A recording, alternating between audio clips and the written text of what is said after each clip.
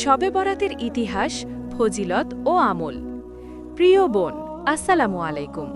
আপনি কি জানেন, শবে বরাত ইসলামী ক্যালেন্ডারের একটি গুরুত্বপূর্ণ রাত, যা মুসলিম উম্মাহ কাছে অত্যন্ত তাৎপর্যপূর্ণ। শাবান মাসের ১৪ তারিখ দিবাগত রাত অর্থাৎ ১৫ শাবানের রাতকে শবে বরাত বলা হয়। ফার্সি শব্দ শব অর্থ রাত এবং বরাত অর্থ মুক্তি বা ভাগ্য। আরবিতে এই রাতকে লাইলাতুল বারাত বা লাইলাতুন নিসফি মিন শাবান বলা হয়। এ রাতে আল্লাহ তাআলা তার বান্দাদের প্রতি বিশেষ রহমত ও মাগফেরাত বর্ষণ করেন এবং পরবর্তী ১ বছরের ভাগ্য নির্ধারণ করা হয় বলে হাদিস শরীফে বর্ণিত আছে। শবে বরাতের নামকরণ ও পরিচিতি। নামকরণের কারণ। শবে বরাত নামকরণের পেছনে বিশেষ কারণ রয়েছে। এই রাতে আল্লাহ তাআলা তার অসংখ্য বান্দাকে জাহান্নাম থেকে মুক্তি দান করেন। হাদিস শরীফে বর্ণিত আছে যে এই রাতে আল্লাহ তাআলা প্রথম আসমানে অবতরণ করেন এবং ডাক দিতে থাকেন, কেউ আছে কি ক্ষমা প্রার্থনাকারী যাকে আমি ক্ষমা করব? কেউ আছে কি রিজিক প্রার্থনাকারী যাকে আমি রিজিক দান করব? কেউ আছে কি বিপদগ্রস্ত যার বিপদ দূর করব? এভাবে সুবহে সাদিক পর্যন্ত আল্লাহ তাআলা ডাক দিতে থাকেন। বিভিন্ন নাম। এ রাতের আরও কয়েকটি নাম রয়েছে। লাইলাতুল বারাত মুক্তির রাত, লাইলাতুল নিসফি মিন শাবান শাবান মাসের মধ্য রজনী, লাইলাতুল মুবারাকা বরকতময় রাত, লাইলাতুর রহমা রহমতের রাত। শবে বরাতের ইতিহাস ও পটভূমি। ঐতিহাসিক প্রেক্ষাপট। শবে বরাত পালনের ইতিহাস অনেক পুরাতন। নবী করিম সাল্লাল্লাহু আলাইহি ওয়াসাল্লাম এর যুগ থেকেই এই রাতের বিশেষত্ব স্বীকৃত। হজরত আয়েশা রাদিয়াল্লাহু আনহা বর্ণিত একটি হাদিসে বলা হয়েছে যে একবার রাসূলুল্লাহ সাল্লাল্লাহু আলাইহি ওয়াসাল্লাম তার কাছ থেকে উঠে জান্নাতুল বাকি কবরস্থানে গিয়ে দীর্ঘ সময় দোয়া ও ইস্তিগফার করেছিলেন। হজরত আয়েশা রাদিয়াল্লাহু আনহা যখন জিজ্ঞাসা করলেন, তখন তিনি বললেন যে এটি শাবানের মধ্য রজনী এবং এই রাতে আল্লাহ তাআলা বিশেষ রহমত বর্ষণ করেন। সাহাবাদের যুগ। সাহাবায়ে কেরাম এ রাতের বিশেষ গুরুত্ব উপলব্ধি করতেন এবং ইবাদত বন্দেগীতে রাত অতিবাহিত করতেন। তাবেঈন ও তাবেঈনের যুগেও এ রাত পালনের ধারা অব্যাহত ছিল। ইমাম শাফেঈ রাহিমাল্লাহ, ইমাম আহমদ ইবনে হাম্বাল রাহিমাল্লাহ সহ অনেক বড় আলেম এ রাতের ফজিলতের কথা উল্লেখ করেছেন। বিশ্বব্যাপী প্রচলন। কালক্রমে মুসলিম বিশ্বের বিভিন্ন অঞ্চলে শবে বরাত পালনের রীতি প্রচলিত হয়। ভারতীয় উপমহাদেশ, আরব বিশ্ব, তুরস্ক, মধ্য এশিয়া, দক্ষিণ পূর্ব এশিয়া সহ বিশ্বের অধিকাংশ মুসলিম দেশে এ রাত বিশেষ মর্যাদার সাথে পালিত হয়। কুরআন ও হাদিসের আলোকে শবে বরাত। কুরআনের শবে বরাতের উল্লেখ। কুরআন মাজিদে সরাসরি শবে বরাতের নাম উল্লেখ না থাকলেও সূরা দুখানের ৩ ও ৪ নম্বর আয়াতে লাইলাতুম মুবারাকা তথা বরকতময় রাতের কথা বলা হয়েছে। অনেক মুফাসসির এ রাত বাড়া শবে বরাতকে বুঝিয়েছেন। আয়াতে বলা হয়েছে, ইন্না আনজালনাহু ফি লাইলাতিম মুবারাকা ইন্না কুন্না মুনজিরিন ফিহা ইউফরাকু কুল্লু আমরিন হাকিম। অর্থ, নিশ্চয়ই আমি এটি নাজিল করেছি এক বরকতময় রাতে, নিশ্চয়ই আমি সতর্ককারী। এই রাতে প্রত্যেক প্রজ্ঞাপূর্ণ বিষয় স্থিরীকৃত হয়। যদিও অনেক মুফাসসির লাইলাতু বারাকা দ্বারা শবে কদরকে বুঝিয়েছেন, তবে ইকরিমা রাহিমাল্লাহ সহ কিছু মুফাসসির এটিকে শবে বরাত হিসেবে ব্যাখ্যা করেছেন। রমজানের প্রস্তুতির রাত। শাবান মাসের পরেই আসে মহিমান্বিত রমজান মাস, তাই শবে বরাত রমজানের প্রস্তুতি গ্রহণের একটি বিশেষ সুযোগ। এই রাতে ইবাদত বন্দেগী করার মাধ্যমে রমজানের জন্য আধ্যাত্মিকভাবে প্রস্তুত হওয়া যায়। অনেক আলেম শাবান মাসকে রমজানের মাস হিসেবে গণ্য করেছেন এবং এই মাসে বেশি বেশি ইবাদত করার তাগিদ দিয়েছেন। শবে বরাতের রাতের আমল ও ইবাদত। নফল নামাজ। শবে বরাত রাতে সবচেয়ে গুরুত্বপূর্ণ আমল হল নফল নামাজ আদায় করা। এ রাতে যত বেশি সম্ভব নফল নামাজ পড়া উচিত। নামাজের কোনো নির্দিষ্ট সংখ্যা নেই, যে যতটুকু পারে পড়বে। তবে কমপক্ষে ৮ রাকাত নফল নামাজ পড়ার কথা অনেক আলেম বলেছেন। নামাজের নিয়ম। প্রতি ২ রাকাত পর পর সালাম ফিরানো। প্রতি রাকাতে সূরা ফাতিহার পর যে কোনো সূরা পড়া যায়। সূরা ইখলাস, সূরা কাদর, আয়াতুল কুরসি বেশি বেশি পড়া ভালো। নামাজে বিনয় নম্রতার সাথে দাঁড়ানো এবং আল্লাহর সামনে নিজেকে ছোট মনে করা। তিলাওয়াতে কুরআন। এই রাতে কুরআন তিলাওয়াত করা অত্যন্ত সওয়াবের কাজ। যতটুকু সম্ভব কুরআন তিলাওয়াত করা উচিত। বিশেষ করে সূরা ইয়াসিন, সূরা দুখান, সূরা মুলক, সূরা ওয়াকিয়া ইত্যাদি সূরা পড়া যেতে পারে। হাদিসে বর্ণিত আছে যে যে ব্যক্তি শবে বরাতে সূরা দুখান পাঠ করে সকাল হওয়ার আগেই তাকে ক্ষমা করে দেওয়া হয়। তওবা ইস্তিগফার। এ রাতের অন্যতম গুরুত্বপূর্ণ আমল হল তওবা ইস্তিগফার করা। অতীতের সকল গুনাহের জন্য আল্লাহর কাছে ক্ষমা চাওয়া এবং ভবিষ্যতে আর গুনাহ না করার দৃঢ় সংকল্প করা। বিশেষ করে নিম্নলিখিত ইস্তিগফারগুলো পড়া যেতে পারে।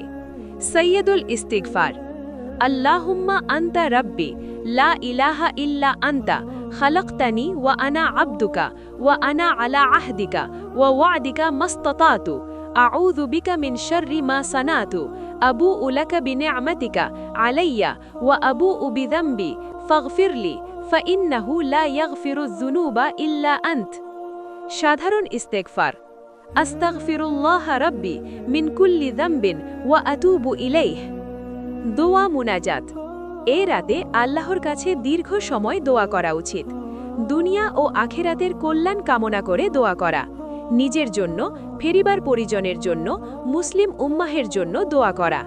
বিশেষ করে যে দোয়াগুলো কবুল হওয়ার সম্ভাবনা বেশি সেগুলো বেশি বেশি পড়া। কিছু গুরুত্বপূর্ণ দোয়া। রব্বানা আতিনা ফিদ দুনিয়া হাসানাতাও ওয়া ফিল আখিরাতি হাসানাতাও ওয়া কিনা আযাবান নার। ربنا لا تزغ قلوبنا بعد إذ هديتنا وهب لنا من لدنك رحمة إنك أنت الوهاب رب اغفر لي ولوالدي وللمؤمنين يوم يقوم الحساب। তাসবিহ তাহলিল। এই রাতে বিভিন্ন তাসবিহ তাহলিল পড়া অত্যন্ত সওয়াবের কাজ। যেমন সুবহানাল্লাহ 100 বার, আলহামদুলিল্লাহ 100 বার, আল্লাহু আকবার 100 বার, লা ইলাহা ইল্লাল্লাহ 100 বার, দুরুদ শরীফ যত বেশি সম্ভব, কালিমা তাইয়্যিবা 100 বার। হাদিসের শবে বরাতের ফজিলত। শবে বরাত সম্পর্কে বেশ কয়েকটি হাদিস বর্ণিত হয়েছে। 1. হযরত আয়েশা রাদিয়াল্লাহু তাআলা আনহা থেকে বর্ণিত হাদিস। রাসূলুল্লাহ সাল্লাল্লাহু আলাইহি ওয়াসাল্লাম বলেছেন, আল্লাহ তাআলা শাবান মাসের মধ্য রজনীতে দুনিয়ার আসমানে অবতরণ করেন এবং কাল্ব গোত্রের ভেড়ার পশমের সংখ্যার চেয়ে বেশি সংখ্যক বান্দাকে ক্ষমা করে দেন। তিরমিজি, ইবনে মাজাহ। 2. হযরত আলী রাদিয়াল্লাহু তাআলা আনহু থেকে বর্ণিত হাদিস। নবী করিম সাল্লাল্লাহু আলাইহি ওয়াসাল্লাম বলেছেন, যখন শাবান মাসের মধ্য রজনী আসে তখন তোমরা এই রাতে দাঁড়িয়ে নামাজ পড়ো এবং দিনের বেলায় রোজা রাখো, কেননা এ রাতে সূর্যাস্তের পর আল্লাহ তাআলা দুনিয়ার আসমানে নেমে আসেন এবং বলেন, কোনো ক্ষমা প্রার্থনাকারী আছে কি, আমি তাকে ক্ষমা করব? কোনো রিজিক প্রার্থনাকারী আছে কি, আমি তাকে রিজিক দেব? কোনো বিপদগ্রস্ত আছে কি, আমি তাকে মুক্তি দেব? এভাবে সুবহে সাদিক পর্যন্ত। ইবনে মাজাহ। 3.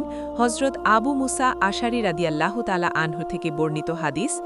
রাসূলুল্লাহ সাল্লাল্লাহু আলাইহি ওয়াসাল্লাম বলেছেন, আল্লাহ তাআলা শাবান মাসের মধ্য রজনীতে তার বান্দাদের প্রতি রহমতের দৃষ্টি দেন এবং মুশরিক ও বিদ্বেষ পোষণকারী ব্যতীত সবাইকে ক্ষমা করে দেন। ইবনে মাজাহ। 4. হযরত আবু সালাবা রাদিয়াল্লাহু তাআলা আনহু থেকে বর্ণিত হাদিস। রাসূলুল্লাহ সাল্লাল্লাহু আলাইহি ওয়াসাল্লাম বলেছেন, যখন শাবান মাসের মধ্য রাত আসে আল্লাহ তাআলা তার সৃষ্টির প্রতি দৃষ্টি দেন এবং মুমিনদের ক্ষমা করে দেন, কাফিরদের সুযোগ দেন এবং বিদ্বেষ পোষণকারীদের তাদের বিদ্বেষেই ছেড়ে দেন যতক্ষণ না তারা তা পরিত্যাগ করে। বাইহাকি। হাদিসের সনদ নিয়ে আলোচনা। শাবে বরাত সম্পর্কিত হাদিসের সনদ নিয়ে কিছু আলোচনা রয়েছে। কিছু মুহাদ্দিস এসব হাদিসকে দুর্বল বলেছেন, আবার অনেকে সহিহ বলেছেন।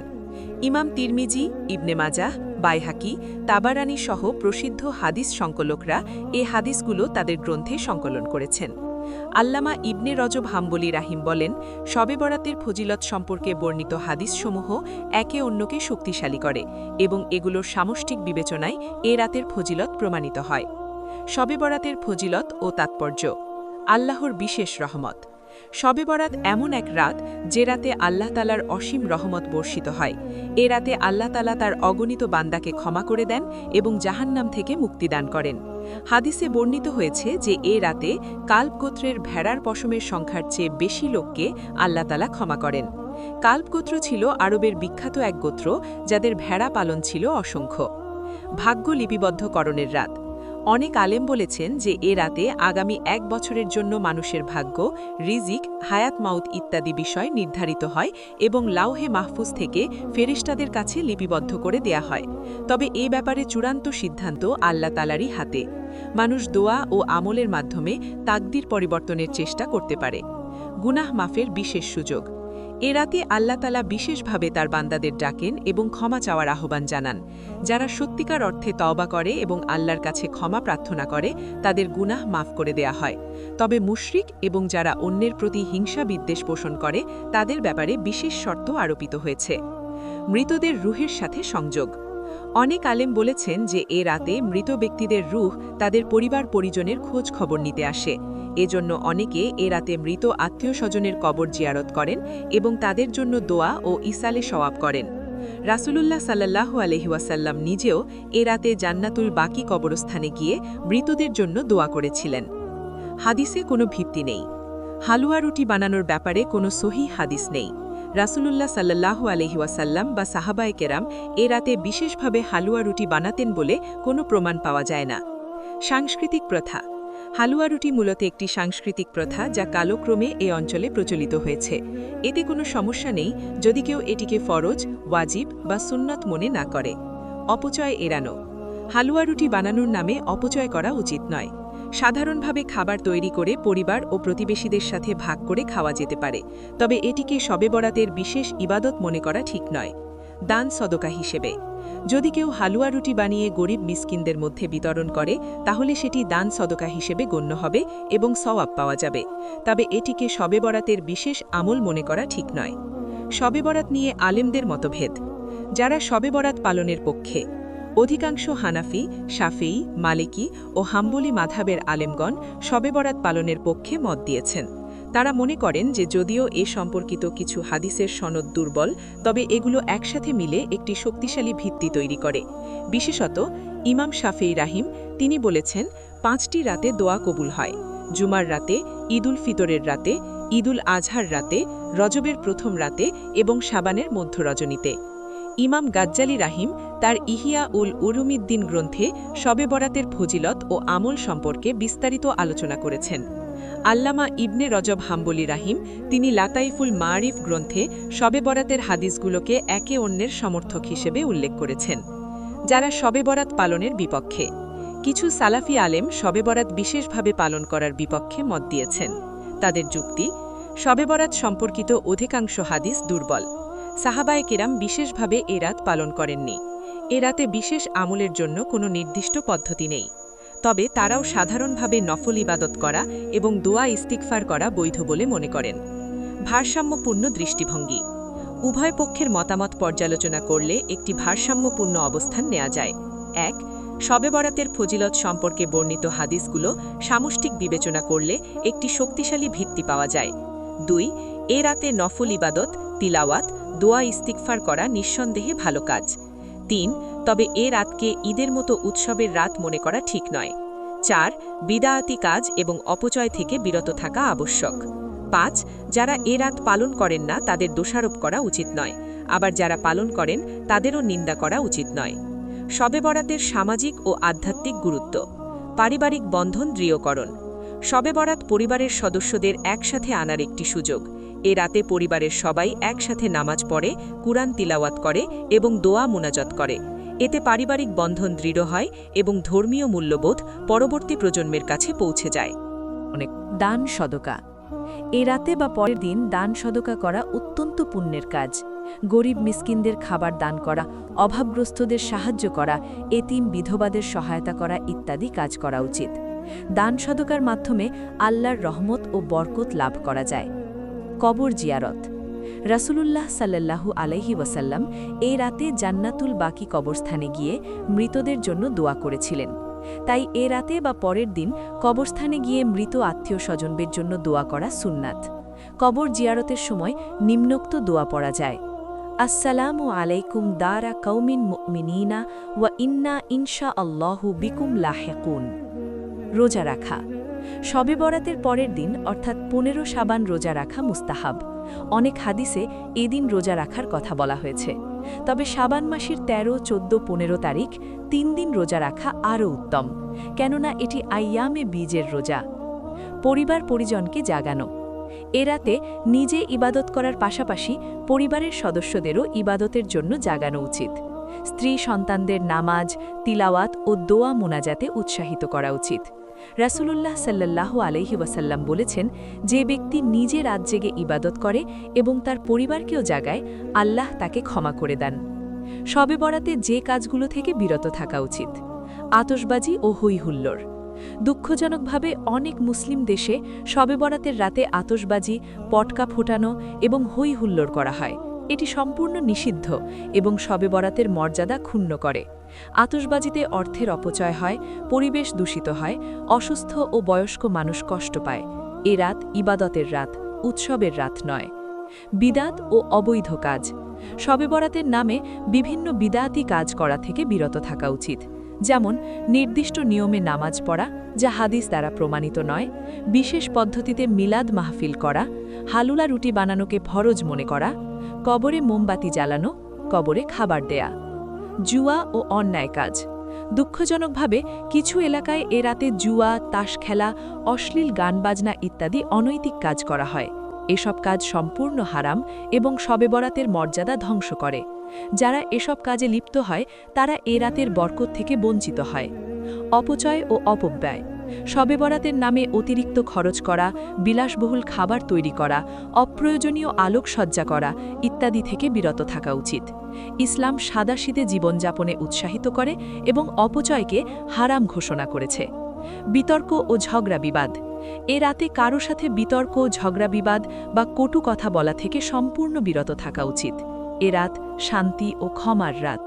যারা এ রাতে কারো সাথে শত্রুতা পোষণ করে তারা আল্লাহর রহমত থেকে বঞ্চিত হতে পারে। শবে বরাতের হালুয়া রুটি একটি পর্যালোচনা। ভারতীয় উপমহাদেশে শবে বরাতের রাতে হালুয়া রুটি বানানোর প্রচলন রয়েছে। অনেকে এটিকে শবে বরাতের অনিবার্য অংশ মনে করেন, তবে এ ব্যাপারে ইসলামী দৃষ্টিভঙ্গি হল: শবে বরাত সম্পর্কে সাধারণ প্রশ্নোত্তর। প্রশ্ন 1, শবে বরাত কি কোরআন হাদিস দ্বারা প্রমাণিত? উত্তর: শবে বরাতের ফজিলত সম্পর্কে বেশ কয়েকটি হাদিস বর্ণিত হয়েছে। যদিও কিছু আলেম এসব হাদিসকে দুর্বল বলেছেন, তবে অনেক আলেম মনে করেন যে এসব হাদিস একে অন্যকে শক্তিশালী করে এবং সামষ্টিকভাবে এ রাতের ফজিলত প্রমাণিত হয়। প্রশ্ন 2, শবে বরাতে কি বিশেষ নামাজ আছে? উত্তর: শবে বরাতের জন্য কোনো নির্দিষ্ট বিশেষ নামাজ নেই। সাধারণ নফল নামাজ পড়া যায়। প্রতি 2 রাকাত পরপর সালাম ফিরিয়ে যত বেশি সম্ভব নামাজ পড়া উত্তম। প্রশ্ন 3, শবে বরাতে হালুয়া রুটি বানানো কি জরুরি? না, হালুয়া রুটি বানানো কোনো ফরজ, ওয়াজিব বা সুন্নত নয়। এটি একটি সাংস্কৃতিক প্রথা মাত্র। তবে দান সদকা হিসেবে খাবার তৈরি করে বিতরণ করা সওয়াবের কাজ। প্রশ্ন 4, যারা শবে বরাত পালন করে না তাদের সম্পর্কে কি বলা যায়? উত্তর: এ ব্যাপারে আলেমদের মধ্যে মতভেদ আছে। যারা পালন করেন না তাদের দোষারোপ করা উচিত নয়, আবার যারা পালন করেন তাদেরও নিন্দা করা ঠিক নয়। প্রত্যেকে তার বিশ্বাস অনুযায়ী আমল করবে। প্রশ্ন 5, শবে বরাতে আতশবাজি ফোটানো কি জায়েজ? না, আতশবাজি ফোটানো সম্পূর্ণ নিষিদ্ধ। এতে অর্থের অপচয় হয়, পরিবেশ দূষিত হয় এবং অন্যদের কষ্ট হয়। শবে বরাত ইবাদতের রাত, উৎসবের রাত নয়। শবে বরাতে ভাগ্য পরিবর্তন করা কি সম্ভব? উত্তর: আল্লাহর তকদির অপরিবর্তনীয়, তবে হাদিসে বলা হয়েছে যে দোয়া তকদির পরিবর্তন করতে পারে। এ রাতে আল্লাহর কাছে বিনীতভাবে দোয়া করলে তিনি তার অসীম রহমতে বান্দার অবস্থা পরিবর্তন করতে পারেন। শবে বরাতে মসজিদে যাওয়া কি জরুরি? না, মসজিদে যাওয়া জরুরি নয়। ঘরে থেকেও ইবাদত করা যায়, তবে মসজিদে গিয়ে জামাতে নামাজ পড়লে অতিরিক্ত সওয়াব পাওয়া যায়। প্রশ্ন 8, নারীরা কি শবে বরাতে মসজিদে যেতে পারবে? হ্যাঁ, নারীরা মসজিদে যেতে পারবে, তবে পর্দার বিধান মেনে।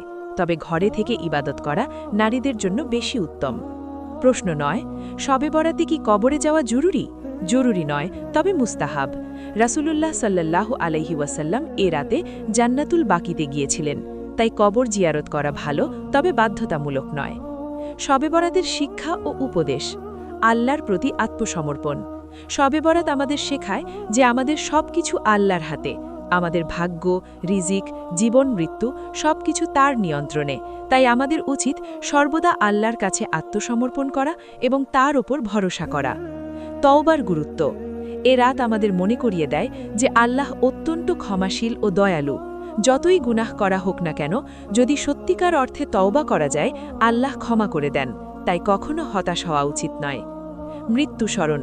শবে বরাতে কবর জিয়ারত ও মৃতদের জন্য দোয়া করা আমাদের মৃত্যুর কথা স্মরণ করিয়ে দেয়।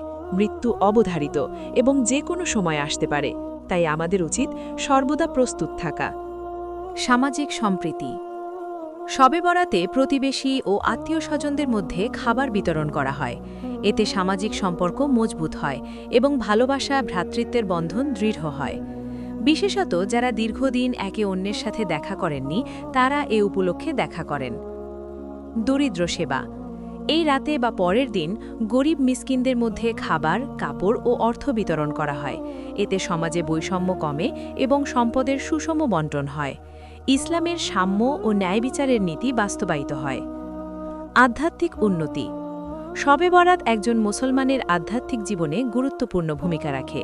এ রাতে ইবাদত বন্দিগি করার মাধ্যমে আল্লাহের সান্নিধ্য লাভ হয়, অন্তর পরিশুদ্ধ হয় এবং ঈমান মজবুত হয়। দীর্ঘ সময় আল্লাহের স্মরণে থাকার মাধ্যমে আত্মা প্রশান্তি লাভ করে। তওবার সুযোগ। জীবনে অনেক সময় গুনাহ হয়ে যায়। শবে বরাত তওবা করার একটি বিশেষ সুযোগ।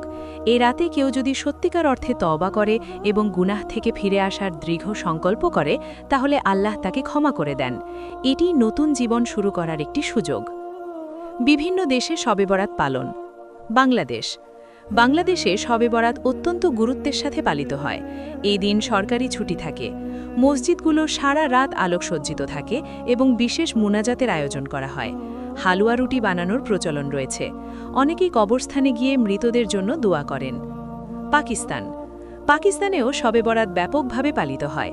মসজিদগুলোতে বিশেষ নামাজ ও দোয়ার আয়োজন করা হয়। অনেক এলাকায় আতশবাজি ফোটানো হয়, যদিও ধর্মীয় নেতারা এর বিরোধিতা করেন। শিরিনি বা মিষ্টি বিতরণ করার প্রথা রয়েছে। ভারত।